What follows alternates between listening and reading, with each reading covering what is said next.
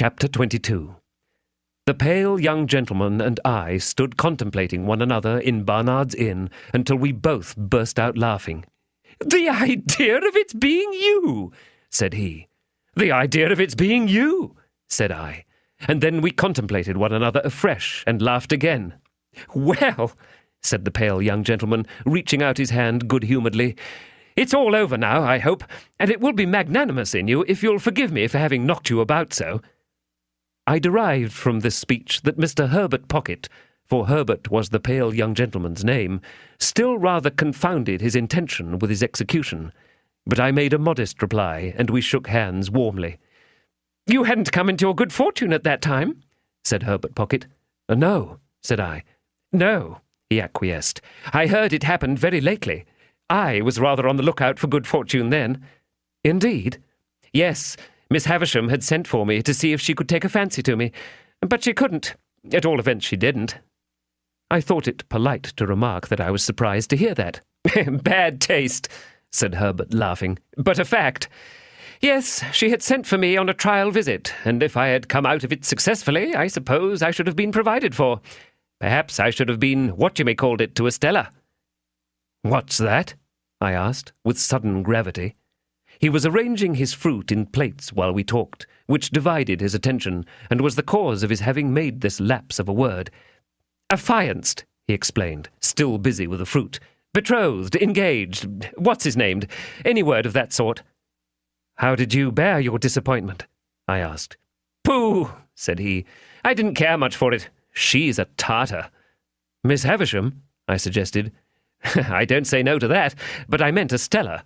That girl's hard and haughty and capricious to the last degree, and has been brought up by Miss Havisham to wreak revenge on all the male sex." "What relation is she to Miss Havisham?" "None," said he. "Only adopted." "Why should she wreak revenge on all the male sex? What revenge?" "Lord, Mr. Pip," said he, "don't you know?" "No," said I. "Dear me, it's quite a story, and shall be saved till dinner-time. And now let me take the liberty of asking you a question. How did you come there that day?" I told him, and he was attentive until I had finished, and then burst out laughing again, and asked me if I was sore afterwards. I didn't ask him if he was, for my conviction on that point was perfectly established. "Mr. Jaggers is your guardian, I understand?" he went on. "Yes." "You know he is Miss Havisham's man of business and solicitor, and has her confidence when nobody else has?" This was bringing me, I felt, towards dangerous ground. I answered with a constraint I made no attempt to disguise, that I had seen Mr. Jaggers in Miss Havisham's house on the very day of our combat, but never at any other time, and that I believed he had no recollection of having ever seen me there. "He was so obliging as to suggest my father for your tutor, and he called on my father to propose it. Of course, he knew about my father from his connection with Miss Havisham. My father is Miss Havisham's cousin. Not that that implies familiar intercourse between them, for he is a bad courtier and will not propitiate her." Herbert Pocket had a frank and easy way with him that was very taking. I had never seen anyone then, and I've never seen anyone since, who more strongly expressed to me, in every look and tone, a natural incapacity to do anything secret and mean. There was something wonderfully hopeful about his general air, and something that at the same time whispered to me he would never be very successful or rich. I don't know how this was. I became imbued with the notion on that first occasion before we sat down to dinner, but I cannot define by what means. He was still a pale young gentleman, and had a certain conquered languor about him in the midst of his spirits and briskness that did not seem indicative of natural strength. He had not a handsome face, but it was better than handsome, being extremely amiable and cheerful. His figure was a little ungainly, as in the days when my knuckles had taken such liberties with it, but it looked as if it would always be light and young.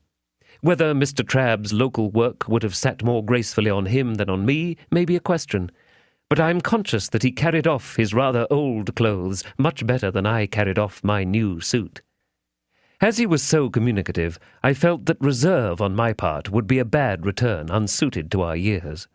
I therefore told him my small story, and laid stress on my being forbidden to inquire who my benefactor was. I further mentioned that as I had been brought up by a blacksmith in a country place, and knew very little of the ways of politeness, I would take it as a great kindness in him if he would give me a hint whenever he saw me at a loss or going wrong.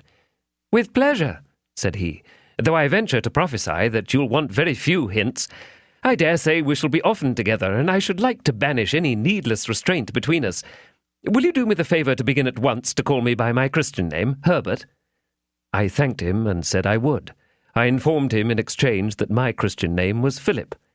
"I don't take to Philip," said he, smiling, "for it sounds like a moral boy out of the spelling book, who was so lazy that he fell into a pond, or so fat that he couldn't see out of his eyes, or so avaricious that he locked up his cake till the mice ate it, or so determined to go a bird's nesting that he got himself eaten by bears who lived handy in the neighbourhood. I tell you what I should like. We are so harmonious, and you have been a blacksmith. Would you mind it?" "I shouldn't mind anything that you propose," I answered, "but I don't understand you." "Would you mind Handel for a familiar name? There's a charming piece of music by Handel called The Harmonious Blacksmith." "I should like it very much." "Then, my dear Handel," said he, turning round as the door opened, "here is the dinner, and I must beg of you to take the top of the table, because the dinner is of your providing." This I would not hear of, so he took the top, and I faced him. It was a nice little dinner, seemed to me then a very Lord Mayor's feast, and it acquired additional relish from being eaten under those independent circumstances, with no old people by, and with London all around us. This again was heightened by a certain gipsy character that set the banquet off. For while the table was, as Mr. Pumblechook might have said, the lap of luxury, being entirely furnished forth from the coffee-house, the circumjacent region of sitting-room was of a comparatively pastureless and shifty character, imposing on the waiter the wandering habits of putting the covers on the floor, where he fell over them, the melted butter in the armchair, the bread on the bookshelves, the cheese in the coal-scuttle, and the boiled fowl into my bed in the next room, where I found much of its parsley and butter in a state of congelation when I retired for the night. All this made the feast delightful, and when the waiter was not there to watch me, my pleasure was without alloy. We had made some progress in the dinner when I reminded Herbert of his promise to tell me about Miss Havisham. "True," he replied. "I'll redeem it at once. Let me introduce the topic, Handel, by mentioning that in London it is not the custom to put the knife in the mouth, for fear of accidents, and that while the fork is reserved for that use, it is not put further in than is necessary. It is scarcely worth mentioning, only it's as well to do as other people do. Also, the spoon is not generally used overhand, but under. This has two advantages. You get at your mouth better, which, after all, is the object, and you save a good deal of the attitude of opening oysters on the part of the right elbow." He offered these friendly suggestions in such a lively way that we both laughed, and I scarcely blushed. "Now," he pursued, "concerning Miss Havisham. Miss Havisham, you must know, was a spoilt child. Her mother died when she was a baby, and her father denied her nothing. Her father was a country gentleman down in your part of the world, and was a brewer. I don't know why it should be a crack thing to be a brewer, but it is indisputable that while you cannot possibly be genteel and bake, you may be as genteel as never was and brew. You see it every day." "Yet a gentleman may not keep a public-house, may he?" said I. "Not on any account," returned Herbert. "But a public-house may keep a gentleman. Well, Mr. Havisham was very rich and very proud. So was his daughter." "Miss Havisham was an only child?" I hazarded. "Stop a moment, I'm coming to that. No, she was not an only child. She had a half-brother. Her father privately married again. His cook, I rather think." "I thought he was proud," said I. "My good Handel, so he was. He married his second wife privately, because he was proud, and in course of time she died. When she was dead, I apprehend he first told his daughter what he had done, and then the son became a part of the family, residing in the house you are acquainted with. As the son grew a young man, he turned out riotous, extravagant, undutiful, altogether bad. At last his father disinherited him, but he softened when he was dying, and left him well off, though not nearly so well off as Miss Havisham. Take another glass of wine, and excuse me my mentioning that society as a body does not expect one to be so strictly conscientious in emptying one's glass as to turn it bottom upwards with the rim on one's nose." I had been doing this in an excess of attention to his recital. I thanked him and apologized. He said, "Not at all," and resumed. Miss Havisham was now an heiress, and you may suppose was looked after as a great match. Her half-brother had now ample means again, but what with debts and what with new madness, wasted them most fearfully again. There were stronger differences between him and her than there had been between him and his father, and it is suspected that he cherished a deep and mortal grudge against her as having influenced the father's anger. Now I come to the cruel part of the story, merely breaking off, my dear Handel, to remark that a dinner napkin will not go into a tumbler. Why I was trying to pack mine into my tumbler I am wholly unable to say. I only know that I found myself, with a perseverance worthy of a much better cause, making the most strenuous exertions to compress it within those limits. Again I thanked him and apologized, and again he said in the cheerfullest manner, "Not at all, I'm sure," and resumed. There appeared upon the scene, say at the races or the public balls or anywhere else you like, a certain man who made love to Miss Havisham. I never saw him, for this happened 25 years ago, before you and I were, Handel. But I've heard my father mention that he was a showy man, and the kind of man for the purpose. But that he was not to be, without ignorance or prejudice, mistaken for a gentleman, my father most strongly asseverates, because it is a principle of his that no man who was not a true gentleman at heart ever was, since the world began, a true gentleman in manner. He says no varnish can hide the grain of the wood, and that the more varnish you put on, the more the grain will express itself. Well, this man pursued Miss Havisham closely and professed to be devoted to her. I believe she had not shown much susceptibility up to that time, but all she possessed certainly came out then, and she passionately loved him. There is no doubt that she perfectly idolized him. He practiced on her affection in that systematic way that he got great sums of money from her, and he induced her to buy her brother out of a share in the brewery, which had been weakly left him by his father, at an immense price, on the plea that when he was her husband he must hold and manage it all. Your guardian was not at that time in Miss Havisham's counsels, and she was too haughty and too much in love to be advised by anyone. Her relations were poor and scheming, with the exception of my father. He was poor enough, but not time-serving or jealous. The only independent one among them, he warned her that she was doing too much for this man, and was placing herself too unreservedly in his power. She took the first opportunity of angrily ordering my father out of the house, in his presence, and my father has never seen her since. I thought of her having said, "Matthew will come and see me at last when I am laid dead upon that table," and I asked Herbert whether his father was so inveterate against her. "It's not that," said he, "but she charged him, in the presence of her intended husband, with being disappointed in the hope of fawning upon her for his own advancement, and if he were to go to her now, it would look true, even to him, and even to her. To return to the man and make an end of him, the marriage day was fixed, the wedding dresses were bought, the wedding tour was planned out, the wedding guests were invited. The day came, but not the bridegroom. He wrote her a letter, which she received," I struck in, "when she was dressing for her marriage, at 9:20. "At the hour and minute," said Herbert, nodding, "at which she afterwards stopped all the clocks. What was in it, further than it most heartlessly broke the marriage off, I can't tell you because I don't know. When she recovered from a bad illness that she had, she laid the whole place waste, as you have seen it, and she has never since looked upon the light of day." "Is that all the story?" I asked, after considering it. "All I know of it, and indeed I only know so much through piecing it out for myself, for my father always avoids it, and even when Miss Havisham invited me to go there, told me no more of it than it was absolutely requisite I should understand. But I have forgotten one thing. It has been supposed that the man to whom she gave her misplaced confidence acted throughout in concert with her half-brother, that it was a conspiracy between them, and that they shared the profits." "I wonder he didn't marry her and get all the property," said I. "He may have been married already, and her cruel mortification may have been a part of her half-brother's scheme," said Herbert. "Mind, I don't know that." "What became of the two men?" I asked, after again considering the subject. "They fell into deeper shame and degradation, if there can be deeper, and ruin." "Are they alive now?" "I don't know." You said just now that Estella was not related to Miss Havisham, but adopted.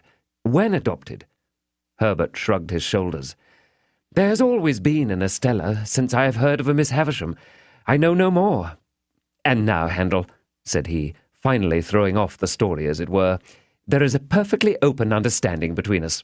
All that I know about Miss Havisham, you know. And all that I know, I retorted, you know. I fully believe it. So there can be no competition or perplexity between you and me. And as to the condition on which you hold your advancement in life, namely that you are not to inquire or discuss to whom you owe it, you may be very sure that it will never be encroached upon, or even approached by me or anyone belonging to me. In truth, he said this with so much delicacy that I felt the subject done with, even though I should be under his father's roof for years and years to come. Yet he said it with so much meaning, too, that I felt he as perfectly understood Miss Havisham to be my benefactress as I understood the fact myself. It had not occurred to me before that he had led up to the theme for the purpose of clearing it out of our way, but we were so much the lighter and easier for having broached it that I now perceived this to be the case. We were very gay and sociable, and I asked him, in the course of conversation, what he was. He replied, "A capitalist, an insurer of ships." I suppose he saw me glancing about the room in search of some tokens of shipping or capital, for he added, "In the city." I had grand ideas of the wealth and importance of insurers of ships in the city, and I began to think with awe of having laid a young insurer on his back, blackened his enterprising eye, and cut his responsible head open. But again there came upon me, for my relief, that odd impression that Herbert Pocket would never be very successful or rich. I shall not rest satisfied with merely employing my capital in insuring ships. I shall buy up some good life assurance shares and cut into the direction. I shall also do a little in the mining way. None of these things will interfere with my chartering a few 1,000 tons on my own account. I think I shall trade, said he, leaning back in his chair, to the East Indies, for silks, shawls, spices, dyes, drugs, and precious woods. It's an interesting trade. And the profits are large? Said I. Tremendous, said he. I wavered again, and began to think here were greater expectations than my own. I think I shall trade also, said he, putting his thumbs in his waistcoat pockets, to the West Indies, for sugar, tobacco, and rum. Also to Ceylon, specially for elephants' tusks. You will want a good many ships, said I. A perfect fleet, said he. Quite overpowered by the magnificence of these transactions, I asked him where the ships he insured mostly traded to at present. I haven't begun insuring yet, he replied. I'm looking about me. Somehow that pursuit seemed more in keeping with Barnard's Inn. I said, in a tone of conviction, Ah. Yes, I'm in a counting-house and looking about me. Is a counting-house profitable? I asked. Do you mean to the young fellow who's in it? He asked in reply. Yes, to you. Why, no, not to me. He said this with the air of one carefully reckoning up and striking a balance. Not directly profitable. That is, it doesn't pay me anything, and I have to keep myself. This certainly had not a profitable appearance, and I shook my head as if I would imply that it would be difficult to lay by much accumulative capital from such a source of income. But the thing is, said Herbert Pocket, that you look about you. That's the grand thing. You're in a counting-house, you know, and you look about you. It struck me as a singular implication that you couldn't be out of a counting-house, you know, and look about you, but I silently deferred to his experience. Then the time comes, said Herbert, when you see your opening, and you go in, and you swoop upon it, and you make your capital, and then there you are. When you have once made your capital, you have nothing to do but employ it. This was very like his way of conducting that encounter in the garden, very like. His manner of bearing his poverty, too, exactly corresponded to his manner of bearing that defeat. It seemed to me that he took all blows and buffets now with just the same air as he had taken mine then. It was evident that he had nothing around him but the simplest necessaries, for everything that I remarked upon turned out to have been sent in on my account from the coffee-house or somewhere else. Yet having already made his fortune in his own mind, He was so unassuming with it that I felt quite grateful to him for not being puffed up. It was a pleasant addition to his naturally pleasant ways, and we got on famously. In the evening we went out for a walk in the streets, and went half-price to the theatre, and next day we went to church at Westminster Abbey, and in the afternoon we walked in the parks, and I wondered who shod all the horses there, and wished Joe did. On a moderate computation, it was many months, that Sunday, since I had left Joe and Biddy. The space interposed between myself and them partook of that expansion, and our marshes were any distance off.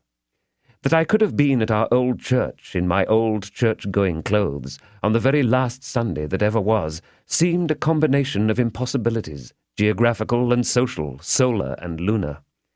Yet in the London streets, so crowded with people and so brilliantly lighted in the dusk of evening, there were depressing hints of reproaches, for that I had put the poor old kitchen at home so far away, and in the dead of night the footsteps of some incapable impostor of a porter mooning about Barnard's Inn under pretence of watching it fell hollow on my heart. On the Monday morning, at 9:15, Herbert went to the counting-house to report himself, to look about him too, I suppose, and I bore him company. He was to come away in an hour or two to attend me to Hammersmith, and I was to wait about for him. It appeared to me that the eggs from which young insurers were hatched were incubated in dust and heat, like the eggs of ostriches, judging from the places to which those incipient giants repaired on a Monday morning. Nor did the counting-house where Herbert assisted show in my eyes as at all a good observatory, being a back second-floor upper yard of a grimy presence in all particulars, and with a look into another back second floor rather than a look out. I waited about until it was noon, and I went upon change, and I saw fluey men sitting there under the bills about shipping, whom I took to be great merchants, though I couldn't understand why they should all be out of spirits. When Herbert came, we went and had lunch at a celebrated house which I then quite venerated, but now believed to have been the most abject superstition in Europe, and where I could not help noticing even then that there was much more gravy on the tablecloths and knives and waiters' clothes than in the steaks. This collation disposed of at a moderate price, considering the grease, which was not charged for, we went back to Barnard's Inn and got my little portmanteau, and then took coach for Hammersmith. We arrived there at 2 or 3 o'clock in the afternoon, and had very little way to walk to Mr. Pocket's house. Lifting the latch of a gate, we passed direct into a little garden overlooking the river, where Mr. Pocket's children were playing about. And unless I deceive myself on a point where my interests or prepossessions are certainly not concerned, I saw that Mr. and Mrs. Pocket's children were not growing up or being brought up, but were tumbling up. Mrs. Pocket was sitting on a garden chair under a tree, reading, with her legs upon another garden chair, and Mrs. Pocket's 2 nursemaids were looking about them while the children played.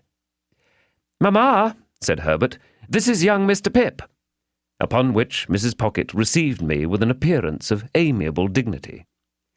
"Master Alec and Miss Jane," cried one of the nurses to 2 of the children, "if you go a-bouncing up again them bushes, you'll fall over into the river and be drownded, and what'll your pa say then?" At the same time this nurse picked up Mrs. Pocket's handkerchief and said, "If that don't make 6 times you've dropped it, mum." Upon which Mrs. Pocket laughed and said, "Thank you, Flopson," and settling herself in one chair only, resumed her book. Her countenance immediately assumed a knitted and intent expression, as if she had been reading for a week, but before she could have read half a dozen lines, she fixed her eyes upon me and said, "I hope your mamma is quite well?" This unexpected inquiry put me into such a difficulty that I began saying in the absurdest way that if there had been any such person, I had no doubt she would have been quite well and would have been very much obliged and would have sent her compliments, when the nurse came to my rescue. "Well," she cried, picking up the pocket-handkerchief, "if that don't make 7 times, what are you a-doing of this afternoon, mum?"